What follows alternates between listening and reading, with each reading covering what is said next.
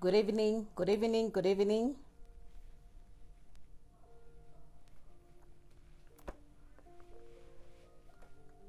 We thank you, Lord. We bless you, Lord. We thank you for this evening that you shall speak, O God. We thank you that nothing shall be impossible for us. We thank you, O God, that you're beginning to do something new in our lives. We thank you, Lord. We bless your name, Lord. We thank you, Lord. You are all welcome.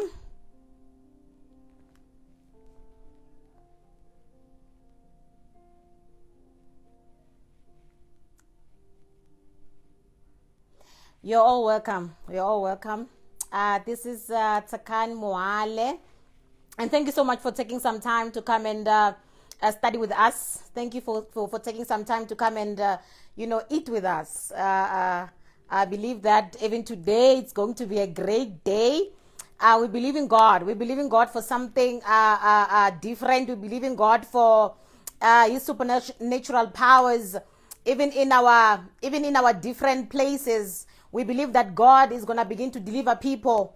We believe that God is going to begin to cut some chains that are bounding certain people. Thank you so much for coming through today. This is our Wednesday service. My name is Tsakhani Mohale, and this is Latter Dogs Ministry. And I bless you. I thank you for taking time to come and join us tonight. If your neighbor misses the teachings, tell them that they can get my teachings on the ministry page, Latter Dogs Ministry, or subscribe to our YouTube channel, Tsakhani Mohale, or catch us on our podcast, Apple Podcasts or Spotify. They can download or either listen. But we'll make sure that these teachings, these sessions are available for everyone to be able to have them and listen and download. We bless God for what He's doing in the season. It's been long, and we bless God for the woman of God that was preaching last week, Tumimbo Nambi. We bless God for your life, and we hope that God will give you more strength and more revelation about your calling. And we bless God that you're gonna begin to see you going through open doors that the Lord is opening for you this season. So we bless God. We've been on a study of typology. This is our second part where we study typology, and I'm glad that the Lord is doing something new, doing something different in our lives and in our teachings, and we bless God. We bless God. So yes, I'm just gonna open with prayer. We're just going to pray and thank the Lord for an awesome year. Thank the Lord for an awesome month, an awesome week. Bless the Lord. Father, we thank you. Father, we give you praise. Father, we give you honor. Father, we just want to say that, God, there can never be any other God. We thank you, mighty God, that people's lives are beginning to change right now in the name of Jesus. We thank you, mighty God, that certain doors that have been locked are beginning to open. I thank you, mighty God, that there's a certain deliverance that you're bringing unto your people.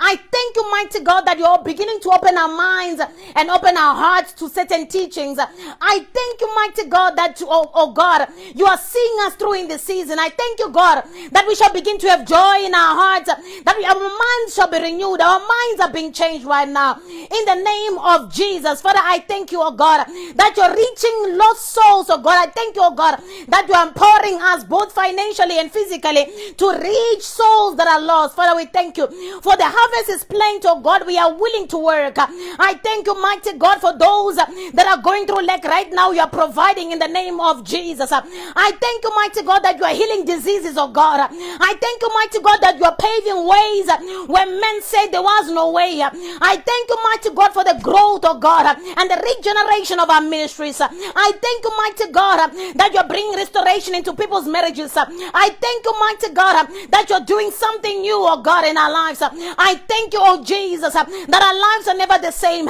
You are changing patterns, oh God. You are breaking generational curses, and you are breaking generational curses. I thank you, mighty God, that certain addictions and certain habits are breaking right now in the name of Jesus. I thank you, mighty God, that will begin to see an overflow of revival, an overflow of the Spirit. Something mighty is dawning on our country. Something mighty is dawning on our continent. Something mighty is dawning globally. There shall be a revival of worship. There shall be a revival of revelation. Things are turning, oh God. Things are turning for our good. I bless you, oh God, for there is another dimension that the church is going into. I thank you, mighty God, because our teachings will never be usual again.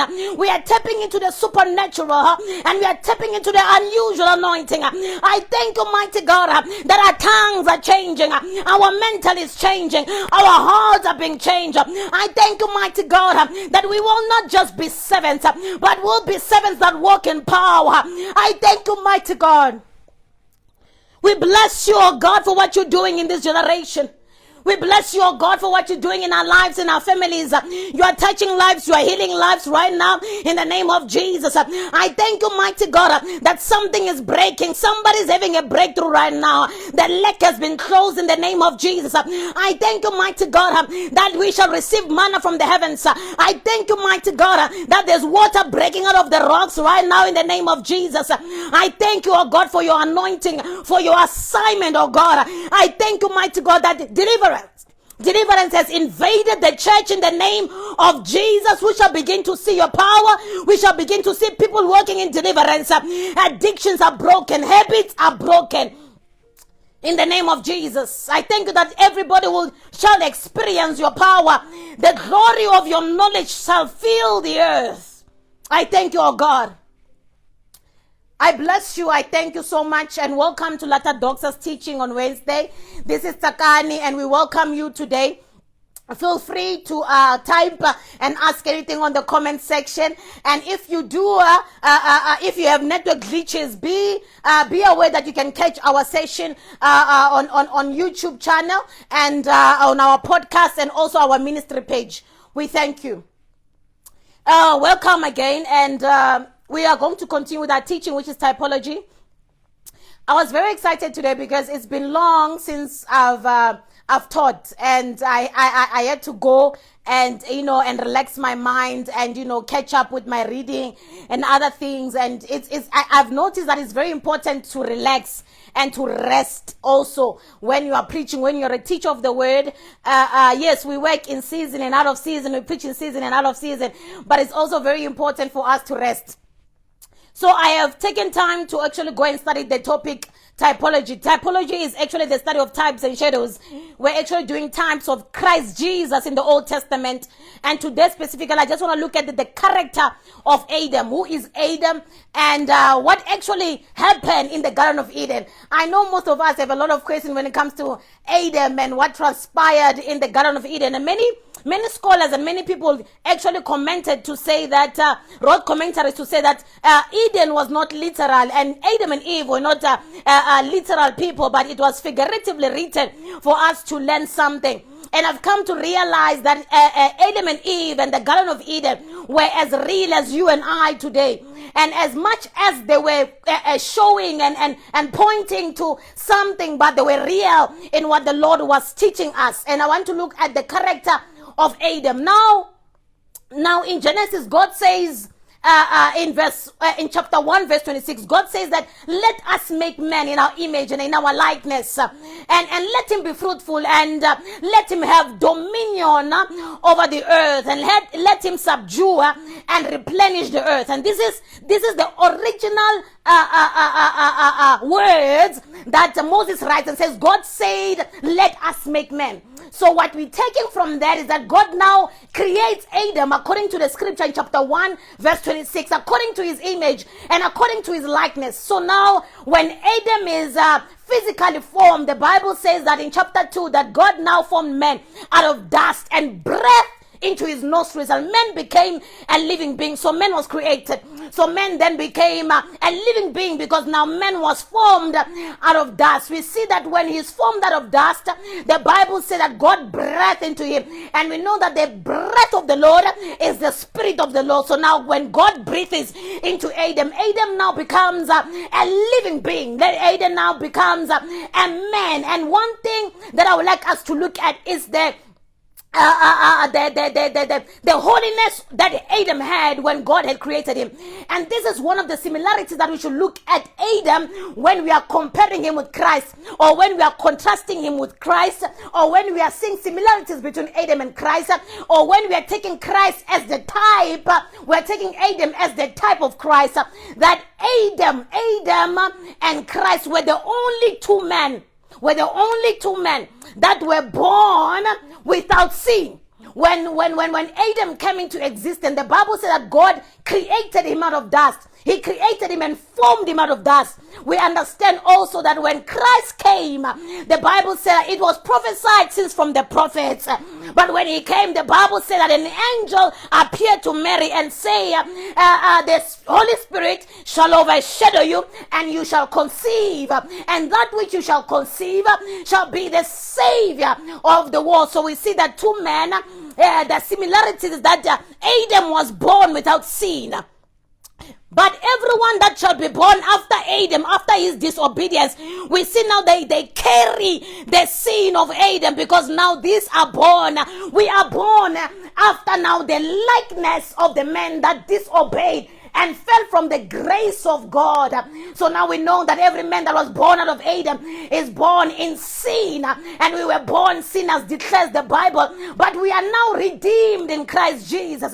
So now Adam becomes the head of the human race, but a human race now, a human kind of people that were born under sin. And I used to ask my brother this question. I would say, but couldn't God give us a chance also to prove ourselves? I mean, if Adam sinned, it does not mean that I will sin also. Can't God give me a chance also to come and test me and see if I will also disobey him? And now many people murmured about that to say, but why are we born in sin? Because now it is one man that sinned, and why do we have to be born again? Because we were born from my mother's womb, but I did not sin as I came into the world. Why is it that I'm born a sinner and I'm called a sinner, and I need the redemption of Christ Jesus? See, when Adam fell from the grace of God, and when we were born out of Adam, God knew that even though men can be given a chance to prove themselves if they can obey God, but as long as we are in our natural bodies, as long as we have natural and fleshly desires, men can never obey God fully the way God wants, and the way Christ would have to come and fully obey God. Now we see that Christ becomes the obedient son that Adam was not. He becomes the blameless son, and he continues being the blameless one without sin. And Adam's disobedience put him in a place of sin. So that's why even God now can give us you a chance to prove yourself that you can be obedient. But without the grace of God, as long as you are in your natural body, as long as you have your fleshly desires, you can never go to the standard. See, the lamb, being a lamb is a standard. You can never go to a standard of the blameless lamb. So now God puts the blameless lamb, he puts him, and Revelation declares that Jesus Christ, he was slain before the foundations of the world. And I began to ask the Lord, I said, Lord, why was Christ slain before the foundations of the world?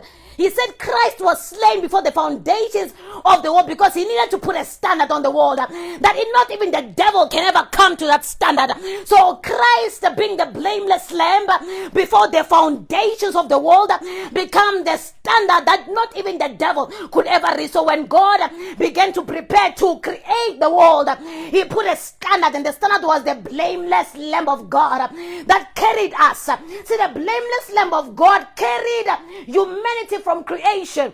So now Jesus Christ becomes superior in nature, becomes superior in kingship, and becomes superior in being, because now he is a blameless lamb that was crucified in eternity and crucified before the foundations of the world. So now when the devil looks for a standard, he can only access Adam. That though Adam was born and was created out of the image of God, but he was not the lamb. See, the trap in Genesis, the trap in the Garden of Eden, the trap in the garden was not on Adam. The trap was on the serpent. The trap was on the devil. God wanted to eliminate the devil once and for all. And the lamb had to come, because now the lamb was slain before God created Adam. The lamb was slain. So when we got into the Garden of Eden, now there had to be a way to make way for the lamb. Now the serpent comes and deceives Adam, and he thinks he is getting hold of God's glory. But when he deceived Adam and Adam fell, that was a way for the Messiah, for the blameless lamb now to come, because he had died. All things were set. God knew and God understood that men can never live outside of disobedience. He knew, so he killed the lamb before he made us. There was a preparation for mankind. We were not an afterthought, but we were predestined. Salvation was predestined even before God created mankind. He looked at us and he looked at how much power he's going to invest in us, but he also looked at the fact that we are going to be tempted at some point. So he provided a solution. So when God looked at Adam, in all Adam's power, in all the abilities of Adam, the Bible said that God will bring animals and say that he wanted to see what Adam would name the animals. And whatever Adam named the animals, the Bible said that it was the name of the animals after that. So we see that there was a certain power that God had now vested in Adam. Adam was born in the image and power and the glory of the Lord. But there was a king that had to come into the world. And Adam made a way for the king. When Eve ate the fruit, she made a way for the seed. That's why God says to Eve that your seed shall crush the seed of the serpent. So we see now that God, but this thing was already predestined. You somehow knew that Adam was going to disobey you, so you put measures in place. You put the blood in place. You put Christ in place, and you still created us. So he is worthy of worship, because above all that God knew and saw and knew what will take place, he still said, I'm still going to create human beings. I'm still going to create humankind. In their imperfections, I'm still going to create them. And in their imperfections, I'm still going to send the Messiah. In their imperfections, I'm still going to lay a lamb down before I put the earth in place. That's the kind of God that we are worshiping. So now we see that there's a lot of similarities that we begin to see between Adam and Christ. The Bible says that there was a deep sleep that was put upon Adam, and his side was pierced, his side was open, and a rib was taken, and God made Eve out of that. He made Adam's bride out of that. He made Adam's bone of bones and flesh of flesh. And Adam declared when he saw Eve, he said, this is now bone of my bones and flesh of my flesh. And it was a wonderful time when the Lord said to Adam, it is not good for a man to be alone. I shall make him a helper. So we see the same demonstration when Christ is in the cross, and the soldiers pierced his side, and the Bible said that water and blood came out, and that was the birth of the bride of the Lord. So we see the similarities that took place between Jesus and Adam. So as we approach scripture and we try to understand why was Adam called, why was Christ Jesus called the last Adam? There had to be something about Adam that represented the nature of God. See, the Bible says in the book of Genesis chapter 1 verse 26 that Adam was made in the likeness and image of God. But when Christ walked the earth, he says, I am the image of the invisible God. So in my mind, I began to think, I thought about how Adam was made in the image of Christ. See, Adam, Christ does not look like Adam, but Adam looks like Christ. So when we look at Christ, we see Adam, and when we look at Adam, we see where he was taken from. So when God now made Adam, he made him in Christ's power, Christ's dominion, Christ's image and Christ's authority. That's why now God says to, when he was creating human beings, he said, they shall have dominion, they shall subdue the earth, and they shall be given all authority. Now we see that when Christ resurrects, he says, all power has been given unto me. So when we contrast between Adam and Jesus Christ, we see that now Adam was given dominion of the earth, but Christ was given both the dominion of the earth and the dominion of the heavens. He declares after the resurrection, he says, all power has been given unto me in heaven and on earth. So we see that God now was creating Adam to be like Christ. That's why they declared when they saw the apostles and said, these ones are Christ-like, because we behave like him. They behave like him. That's why we are co-heirs with Christ, because we carry in us the image, and we carry in us the likeness of God, and we carry in us the power of God. We are partakers in the glory of God. So the first man, Adam, was a representation of the man Christ. Adam was given power and authority, just like Christ was given power and authority. They both experienced miraculous births. They both experienced miraculous coming into the world. Adam was formed from dust, and he was the last man that was formed from dust. And we see that now Christ, when the Holy Spirit overshadowed Mary, she became pregnant, which means the Lord God himself, the Spirit of the Lord, began to form Jesus in the womb of Mary. So they were both experiencing the miraculous birthing or into the earth realm. They both had the glory that the Lord had put upon them.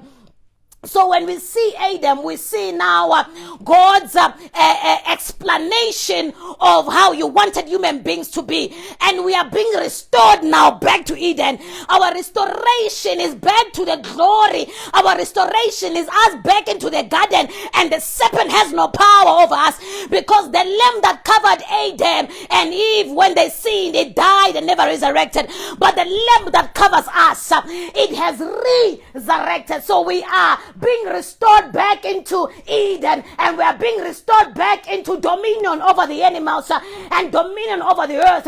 We are being restored back to replenishing the earth and subduing the earth. And God said they shall have dominion above the birds of the earth and the fish of the sea and everything that crawls on the earth realm.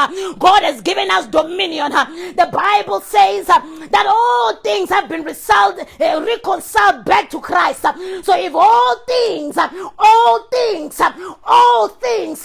been reconciled back to Christ, meaning that we now possess dominion above all that God declared we shall possess. So we have power right now if we understand that Adam was restored back. Adam was restored back.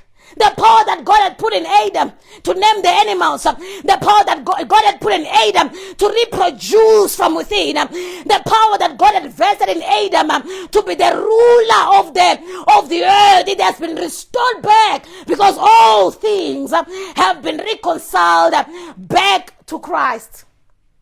And we see one contrast that people usually make and say that Adam denied his bride, but Christ Jesus on the cross, he agreed to the fact that he is dying for his bride.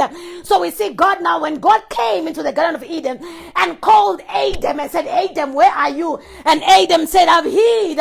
And God said, did you eat from the tree that I commanded you not to eat? And Adam said, but the woman that you gave me, she gave me some and I ate. And we see that on the cross, Christ Jesus became a sin for his bride.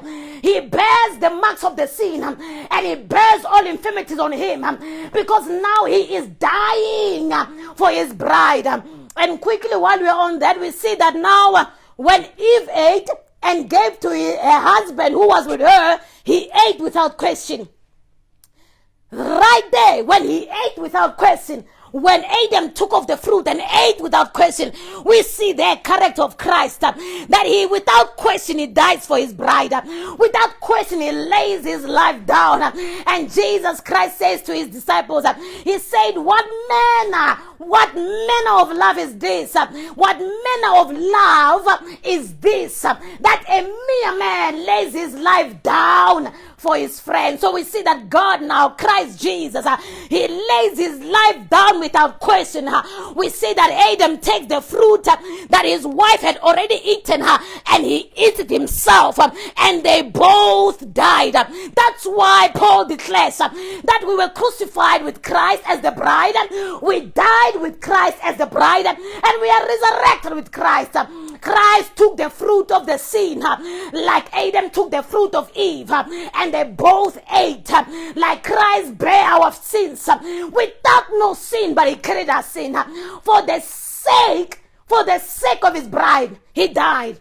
So we see how Adam and Christ are contrasted between each other. We see the similarities and we see the differences, but we know that Christ is the King.